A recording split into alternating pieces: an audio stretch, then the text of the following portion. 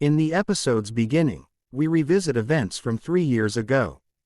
Ships approach an island where powerful explosions are happening. Navy soldiers explain that their weapons are ineffective against monstrous creatures on the island, leaving everything to the hunters. Next, we witness a hunter fleeing from ant monsters, joining his party.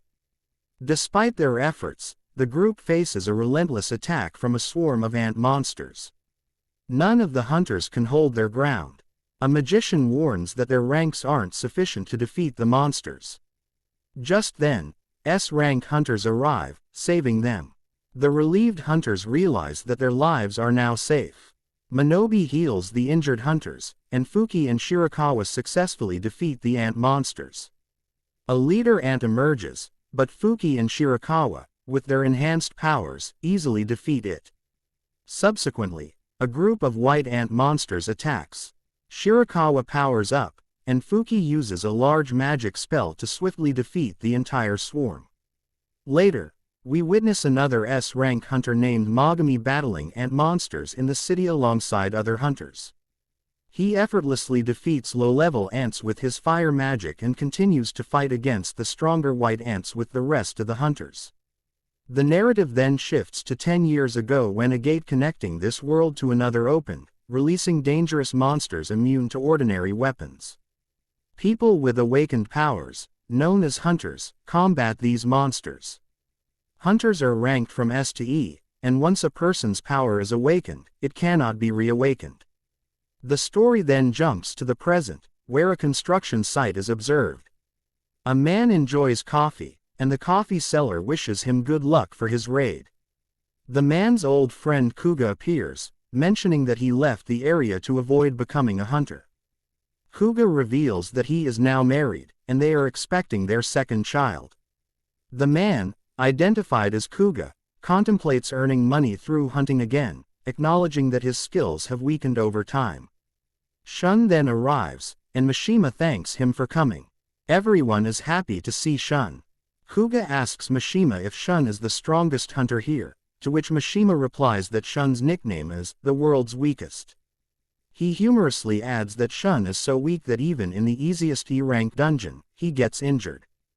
Kuga is surprised and asks if this is true. Mishima confirms it, saying that Shun is the weakest here. He jokes that if Shun is present, it means they only need to raid an easy dungeon. Shun overhears their conversation and goes to get coffee. Unfortunately, his luck is so bad that the coffee runs out, and he doesn't get any. Then, a girl named Mizuki arrives and asks Shun why he became injured again. Shun explains that it happened while hunting. Mizuki inquires about the details, and Shun recounts an incident in an E-rank dungeon. He was the only hunter that got hurt in that raid, because others were high-ranked hunters, so they didn't bring a healer. Mizuki suggests that they should have taken a healer with them despite the high-rank hunters. Shun admits he is weak, and Mizuki acknowledges that it always happens to him. Despite this, they all get ready to enter the gate. Mabuchi, the highest-ranked hunter in the group, becomes the leader of the raid party. Mishima advises Shun not to get injured again. Shun, determined to give his best, leads the way into the gate with everyone. Later, we see the Hunters Guild, where Akira asks the chairman about the government meeting. The chairman explains that they need dungeon supplies and we sell the magical crystals obtained from monsters to the government. The government wants to use these crystals, stones, and magical ores for efficient and environmentally friendly power generation. The scene shifts to the dungeon, where Shun is injured again, and Mizuki is healing him. She questions why he continues hunting. Shun thinks about the real reason but decides not to reveal it, telling Mizuki that he hunts for fun to avoid boredom. Mizuki asks if he has any deeper reason, and Shun hesitates, contemplating his true motive. In the meantime, the rest of the party easily defeats monsters using fire magic and swords, and their raid is about to conclude. Suddenly, a hunter informs the group that they've found another dungeon entrance. Everyone looks at the entrance, and the leader, Mabuchi, identifies it as a double lair, indicating that it seems authentic. He then uses his fire magic to hit the gate and explains that the dungeon gate remains open until someone defeats the boss inside. Since the gate is still open, it means the boss of this double lair is inside, presenting an opportunity to earn money. Mabuchi suggests that in such situations, they should inform the Hunters Guild, but if other hunters arrive, they might earn less money. Therefore, they need to go inside and defeat the boss. The group votes on whether to enter the entrance or not, and the final vote depends on Shun. He thinks about his financial struggles, his sister's college fees, and his sick mother's medical expenses. Considering these factors, he reluctantly votes yes to go inside. The scene shifts to the Hunters Guild, where new hunters are checking their ranks by placing their hands on a device. The S-rank hunter, Mogami, instructs his employee to hire new B and C-rank hunters. On the road, some thieves steal a girl's purse, but S-rank hunter Shizuku Kosuke retrieves it from them and gives it back. Back at the dungeon, the group enters the entrance. After a while, a hunter realizes they might be going too deep. Another hunter remarks that they've been walking for about 40 minutes, and after defeating the boss, the entrance closes within an hour. The scene changes again, and Shun apologizes to Mizuki for his vote leading them inside the entrance. Mizuki scolds him, pointing out that he barely survived earlier, and she had a hard time healing him. Despite this, Shun realizes that it's because of Mizuki that he's still alive, as she is a B-rank healer. He apologizes and agrees to treat her to lunch. As they approach a large door, identified as the boss room, all the hunters are surprised as they've never seen such a massive door. The Hunters Guild chairman advises new hunters about the dangers of their job and the need to stay vigilant, no matter how strong they are or how weak the monsters they face. Upon entering the boss room, the lights are on, and they see enormous statues. The surreal environment makes it hard for anyone to believe that such a place could exist inside a dungeon.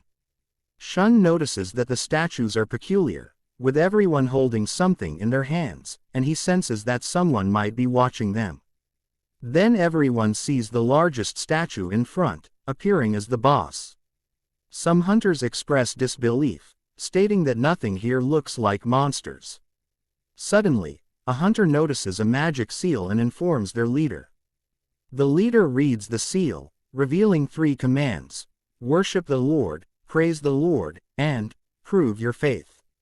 Mizuki observes the eye of the largest statue moving, but Shun dismisses it as an illusion. However, an odd feeling creeps over him. Mabuchi reads the last lines of the seal, stating that those who don't follow these commands won't leave the temple alive. The door to the room closes abruptly, frightening everyone. A hunter suggests they should not have come here, and he decides to leave. Mabuchi warns him not to touch the door. As soon as the hunter touches the door, a statue moves and swiftly kills him with its weapon. Witnessing this, everyone becomes terrified. The largest boss statue starts to move too. Frightened, they question if they have to fight all these statues. The hunter who was killed had a D rank, and Shun, with his E rank, becomes nervous. Shun mentions that this is a D rank dungeon, and monsters in this dungeon shouldn't be able to defeat a D-rank hunter in just one hit. Mabuchi, also scared, suggests that if all statues can move, it means the biggest one might move too. He nervously looks toward the large statue, and suddenly, it starts moving its eyes. Shun watches it with fear in his eyes. Then, we see Shun's memories. In his first raid, Shun got separated from his party and got lost. Then, he was attacked by an E-rank monster on his back and ended up in the hospital for weeks. Once, he got stuck in a dungeon and was starving. He faced numerous challenges even in low-rank dungeons. While other hunters traded magical stones for new equipment, Shun always came back injured from low-rank dungeons. People started making fun of him, calling him the weakest hunter. Yet, he continued his job, facing danger all the time, while keeping an eye on his surroundings. Now, in the present, the large statue uses magic like a laser beam from its eyes. Shun immediately tells Mizuki to duck, trying to save them. The laser magic is so powerful that it kills some hunters instantly, while others narrowly escape.